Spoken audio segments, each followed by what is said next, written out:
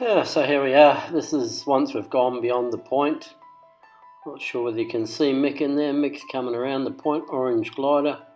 Can't see it on my screen, but anyway, we've gone around the point and we've rejoined the ridge where that white wall is. You can see the white wall around the resort just to the left of the blue line, break line. That's where we rejoin the ridge, and the rest of it's pretty easy flying. You just follow the ridge line along. You can see the end of the ridge. It's I don't know, 2 or 3 k's down there. This bit of the ridge is pretty easy to fly.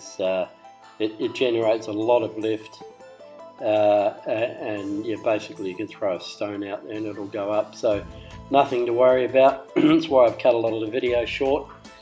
And you can see there's a resort in there with a few trees and a weird looking circular thing in it. That's the Bali Resort. There's a beach down the bottom of there's a beach down there, and there's a stairway you can walk up to that resort.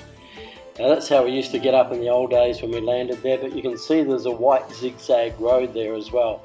That's new. We can walk up that, and there's a launch site up there. It's private, I think. It was private last year anyway. If we land on the beach, we can walk up that road as well. You're coming up on the end of the ridge line now. You can see that point that sticks out just beyond the beach. You're not to go beyond that point. That's known as Point Beny.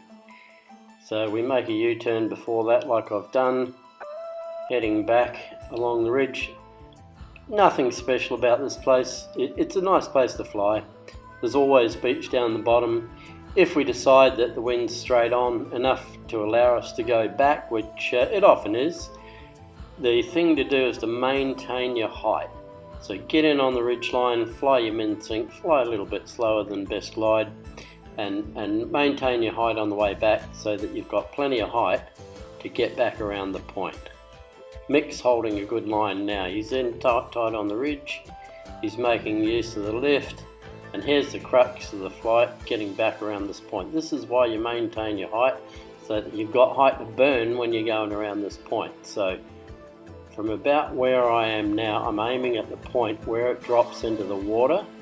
So I'm leaving the ridge line at this point, and I'm flying a V around there. I'm aiming right where it drops into the water, no further out, no further in.